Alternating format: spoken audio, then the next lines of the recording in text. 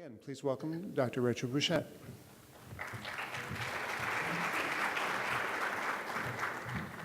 Hello, everyone.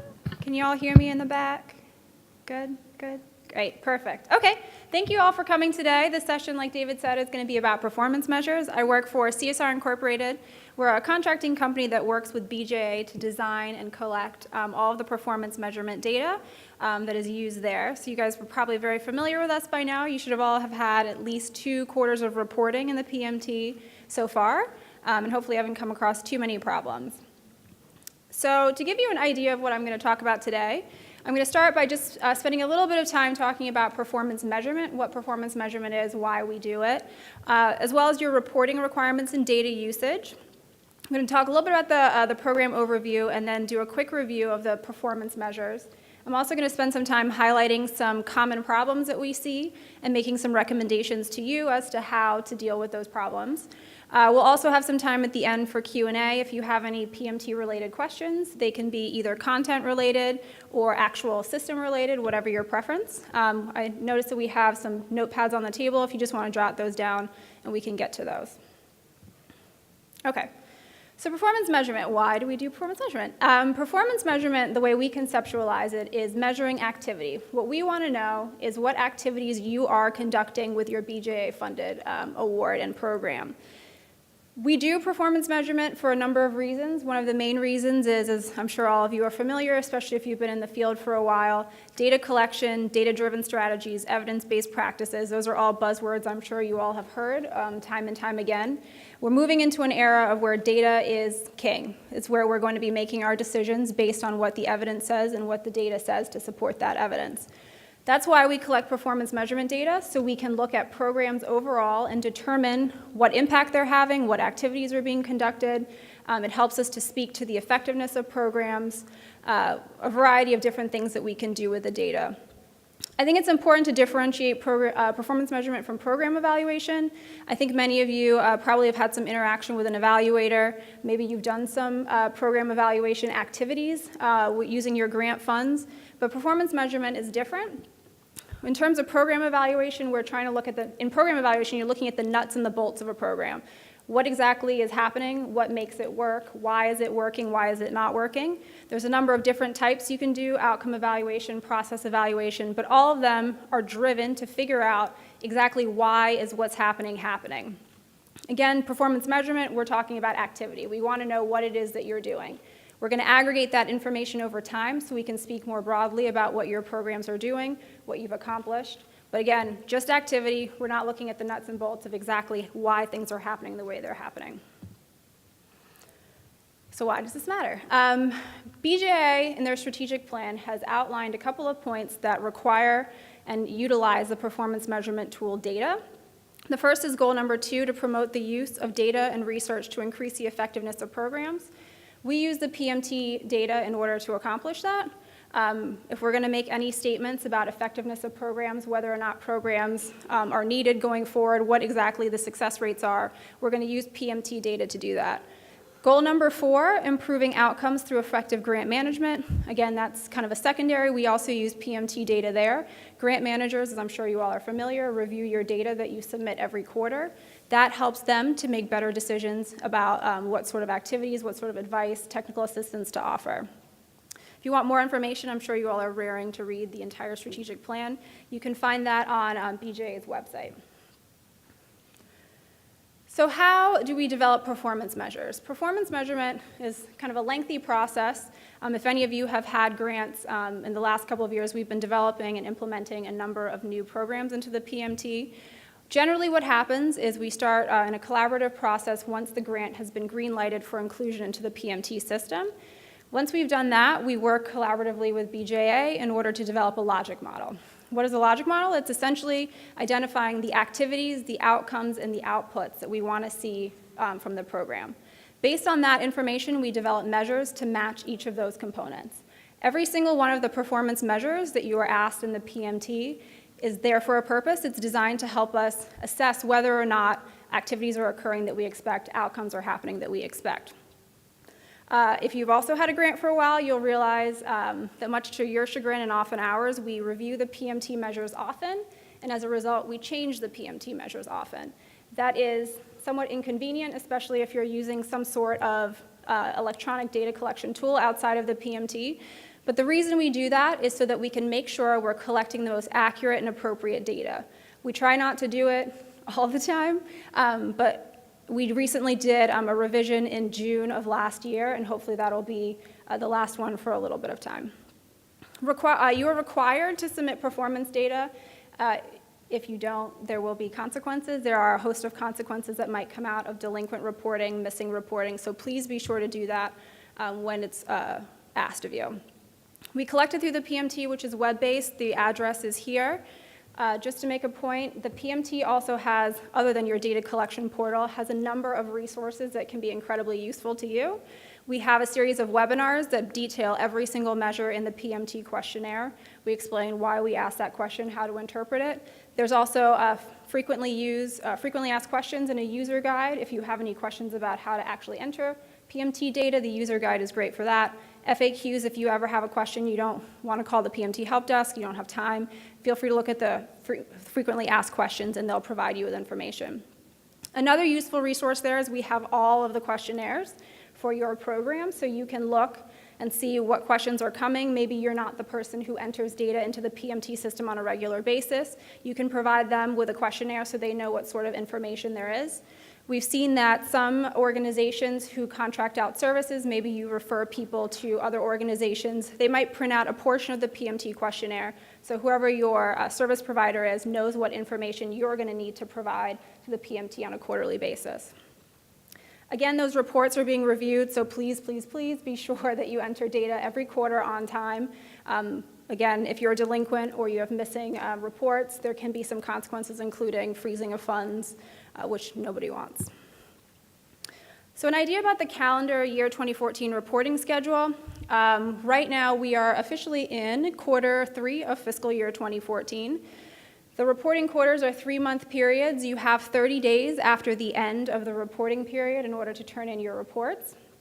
Don't panic and try and memorize this chart. The PMT help desk will email you regularly to give you updates on what you should be reporting and when. For example, in every 6 months, so in January and July, you also have to respond to BJA's narrative questions. There's 7 narrative questions about your accomplishments, challenges that you faced. But we're going to remind you every reporting period what exactly you need to submit. If you need to upload it to GMS, you don't need to upload it to GMS. So keep an eye out for those emails. As a caveat to that, please be sure to keep your contact information updated. We're going to send it to whoever the point of contact is in the PMT. So if you have a staff changeover, please be sure to update that information so we can reach you. Perfect. Okay, so what do we do with the data? We get that question a lot, especially from grantees who are reporting data for multiple programs. They want to know, you're reporting all this data, what exactly are we doing with it? There's a couple of internal and external uses that we have. The first is data requests. We frequently get data requests from, or through BJA, we frequently get data requests asking us to provide any number of pieces of information. So for example, an actual example, we had a congresswoman who approached the BJA office and she said, what we want to know is how many people has this program served over the duration of the life of the grant program. We're going to use PMT data to answer that question.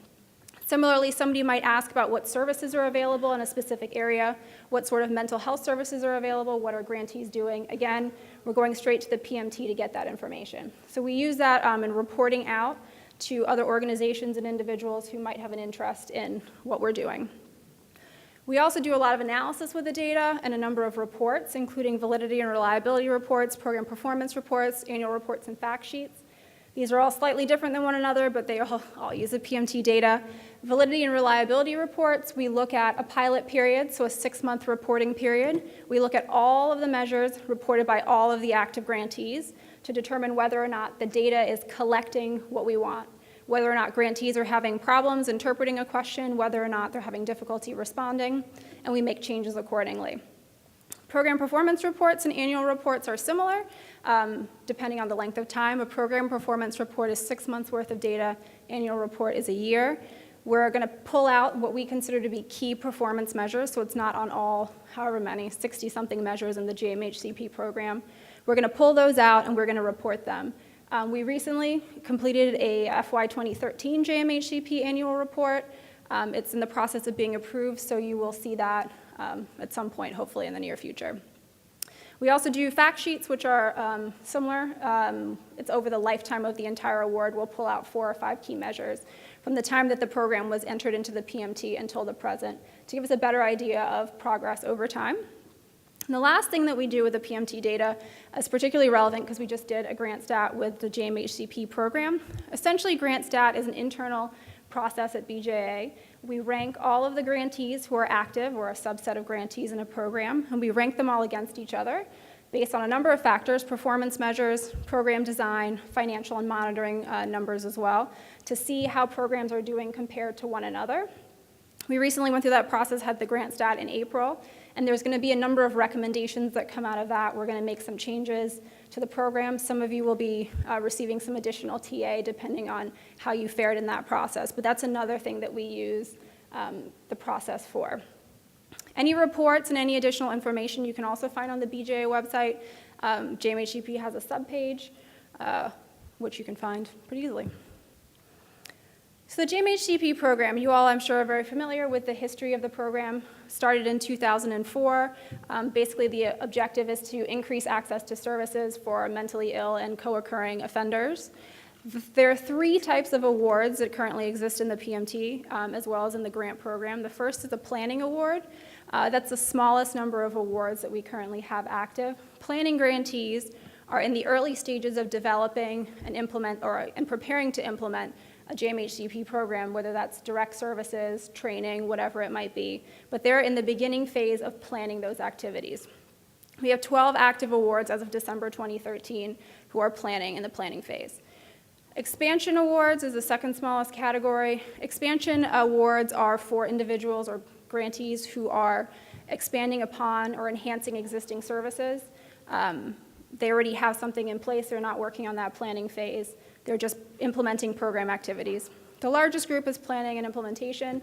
That's essentially a 2-phase process. There's a planning portion, which is similar to the planning alone, and then there's actually an implementation component. Again, that's the largest grant category that we have, so most grantees are performing kind of the 2-stage process. Each grant has a separate module in the PMT, each grant type, I should say. So if you have a planning grant, you fall in this far left side column here. So essentially, you respond to the planning module only. If you're planning an implementation, you're going to respond to the planning module. At some point, you will complete the necessary planning activities. That usually involves completing the planning and implementation guide with CSG, getting sign-off from them as well as from BJA to move on to the next phase. Once you've completed that, you'll move on to this middle section here. As you can see, there's 5 areas in there. We'll talk about that when we get into the questionnaire, but there are 5 different areas that you can focus your activities on, and that will determine what PMT questions you get. If you're an expansion grantee, you're not doing that planning phase. You're just in the program activity box.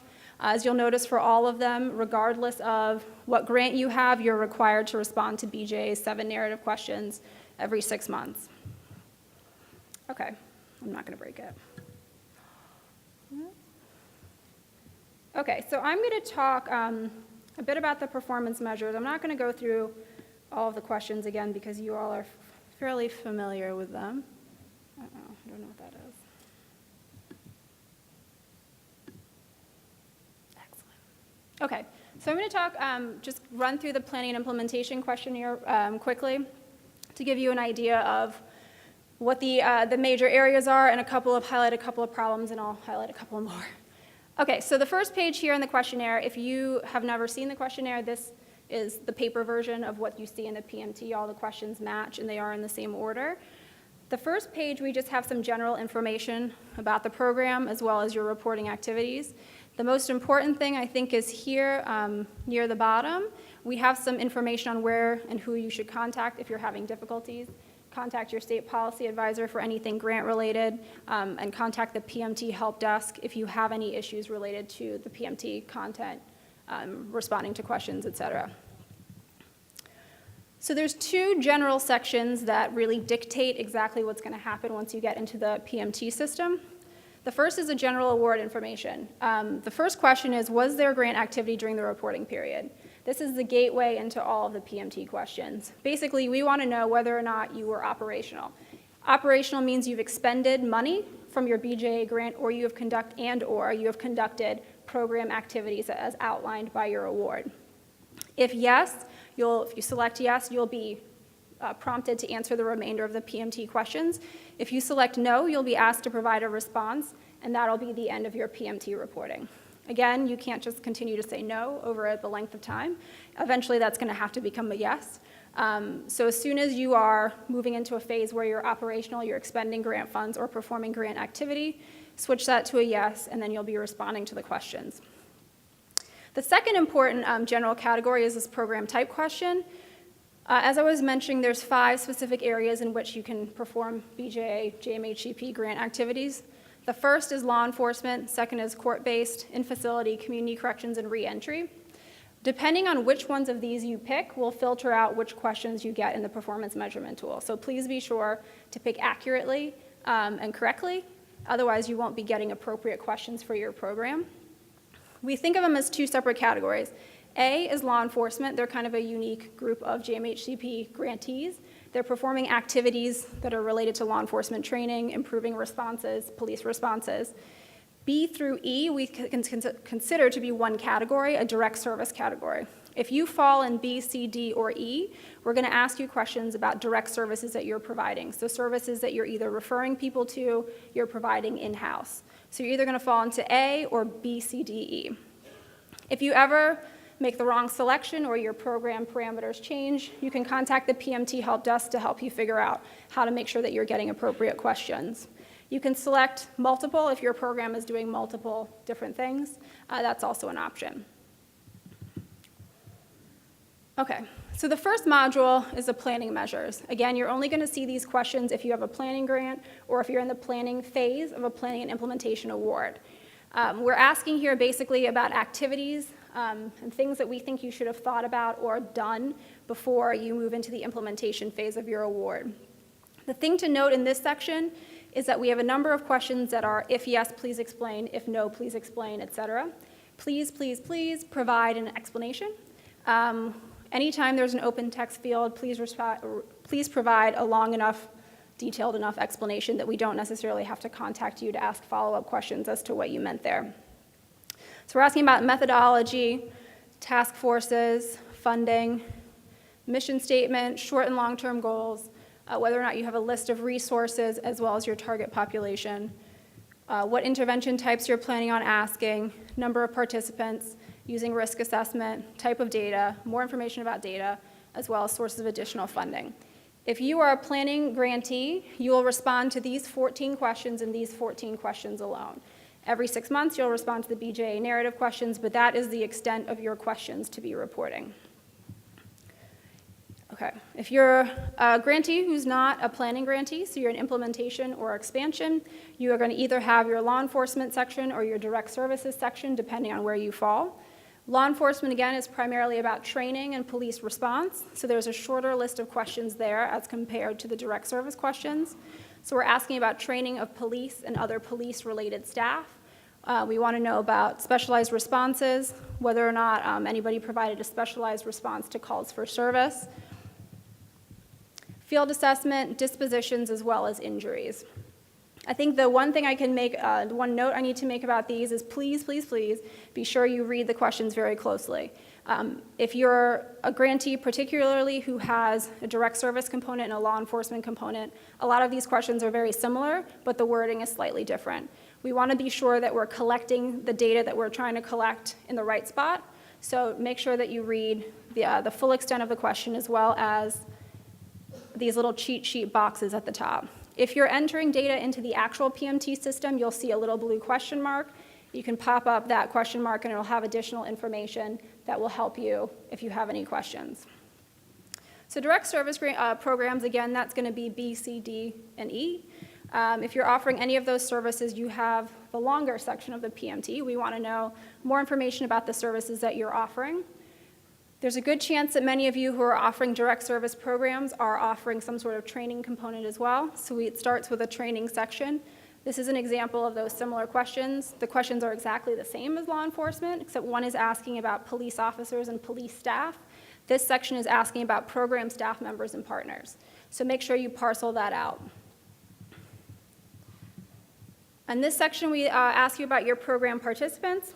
I'm actually going to walk through question number 5 because this is one that we get a lot of questions and concerns about. In the PMT, you'll notice that there's a number of questions that are subset questions of one another.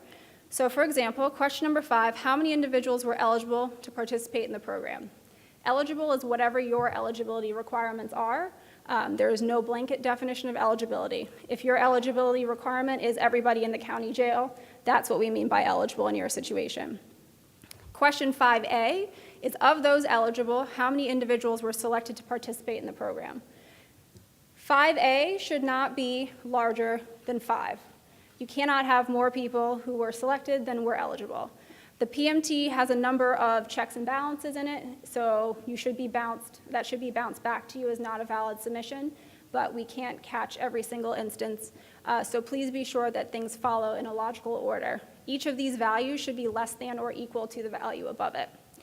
If you have any questions at any time about what a question means, how to calculate the value, please contact the PMT help desk. They're there 8:30 to 5:30, Monday through Friday, Eastern time, and can answer any questions you might have. We'd prefer it that way versus us doing some analysis and seeing some anomalies and having to approach you 6, 7, 8 months after you've entered that data.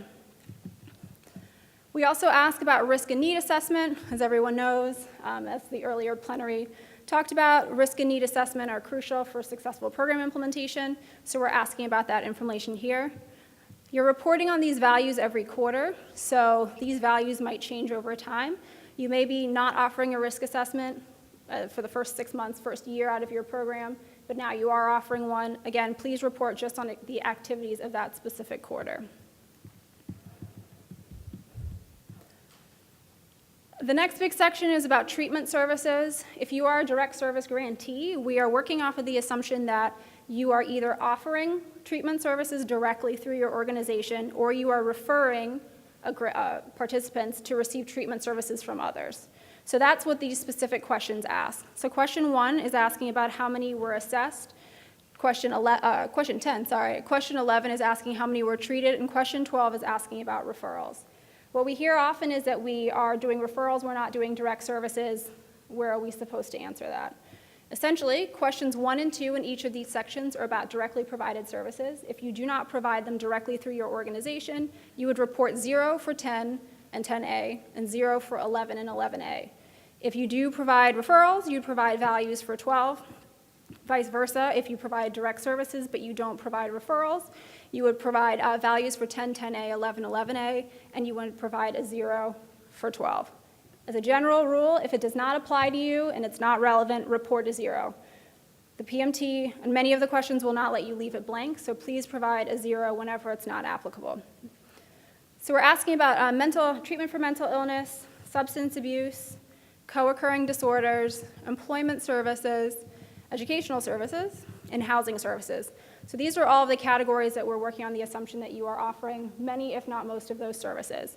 Again, if you are not offering one particular category, please just report 0s. That's not a problem. After that, we're asking about program completion. We want to know how many participants who are actively enrolled in your program successfully completed the program this reporting period and unsuccessfully. This helps us track over time how many people are coming in and how many people are going out and why they're leaving. Also information about program retention, et cetera. So please be sure to parcel out the unsuccessful failures so we know what area people are leaving in the most.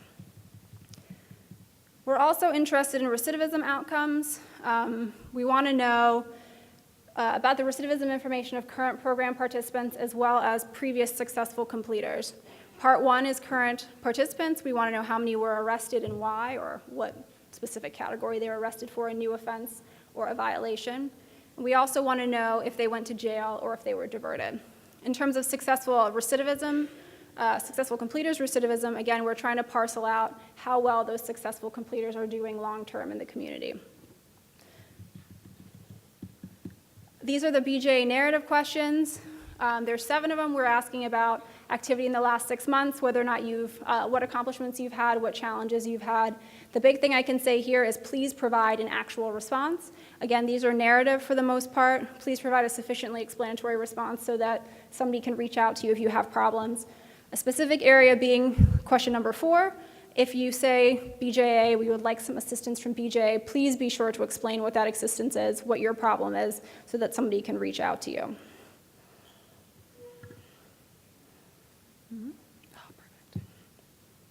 Okay, so to recap, these are there's 3 sides of common reporting problems that we hear. I hear them, the PMT help desk hears them, and this is just to identify what they are and to offer a suggestion for a solution. First is if you offer law enforcement only training and services. If you select A in that program type category, this should not be a problem. You should be filtered automatically only into the law enforcement only section. If you're getting into the rest of the PMT and you're in a situation where the questions don't mean anything to you, you don't have a response, more than likely you didn't select the correct or the only program type. So make sure you go back and revisit that. Again, call the PMT help desk if you need help unlocking it to get to the correct category. We don't provide services in-house. We refer clients to other agencies to get treatment services. Again, please report referrals. We want to track referrals. We're interested in how many people are receiving specific types of services, either directly or through referral. If it doesn't apply, report 0. If it doesn't apply for an entire category or just specifically for referrals and direct services in one category. If you serve a juvenile population, which is a bigger issue with this program than with other programs that I work on, please report on the population that you're serving with your grant funds. The PMT, admittedly, is skewed in the direction of adult populations, mostly because all of the other programs don't really address juveniles. But please just map it over as best you can. For example, taken into custody, we would consider to be akin to being arrested. Being detained or put into detention, we would consider that to be similar to being taken to jail. So match that over as best as you can. Again, whatever your population that you're serving with the PMT dollars or with the JMHCP, BJA dollars, make sure you try and map that over as well as you can. We've heard all kinds of situations, so call the PMT help desk. Sound like a broken record, call them anytime. They will provide you with some information on how to do that. This is similar. We're offering mental health treatment services directly and all others as referrals. Same concept applies. Report 0 if it doesn't fit. Report values if it does fit.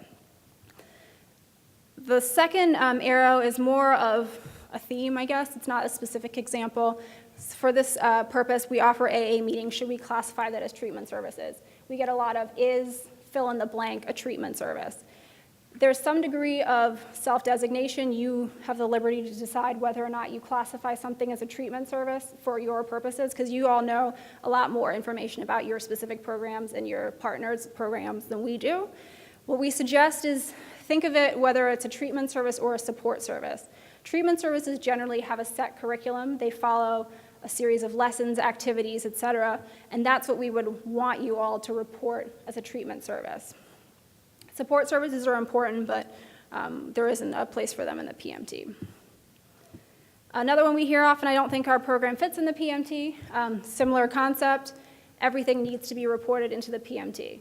Again, map it over as closely as you can, but there isn't an instance where you cannot report program activities into the PMT.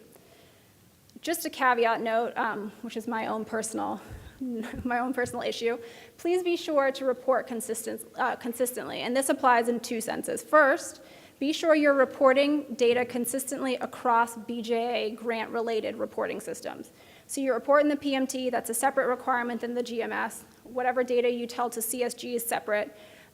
Make sure those are consistent and they match across programs. What we encountered when we were doing the grant stat is that the amount of data or participants, for example, reported into the PMT didn't match what was reported to CSG. And that becomes a problem because then we're not sure who's correct, what those totals are. So just make sure that you're reporting consistently across every single grant-related data system. The second thing is we recognize that these grants are long. Many of you are in organizations where there'll be some turnover in terms of who's reporting in the PMT system. If you are having somebody new, please be sure to do some training with them to make sure that they're aware of how to report, how you've been reporting previously. If we see that things suddenly spike in one direction or another, often it's because somebody new is doing the data reporting, but that's something that we're going to flag as being a problem. So make sure you provide them with some training. You can refer them to the PMT resources on the page, whatever it might be, but just as long as we're consistent over time as well. Okay, enough talking from me. So we have some time if anyone has any questions about anything PMT related, even though it's 4 o'clock in the afternoon after a long day.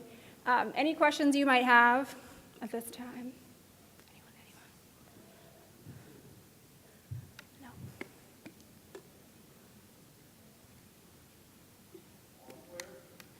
Everybody good?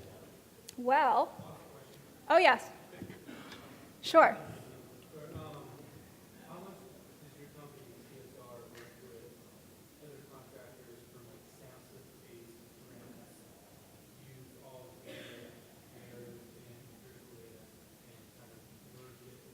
So using it collaboratively?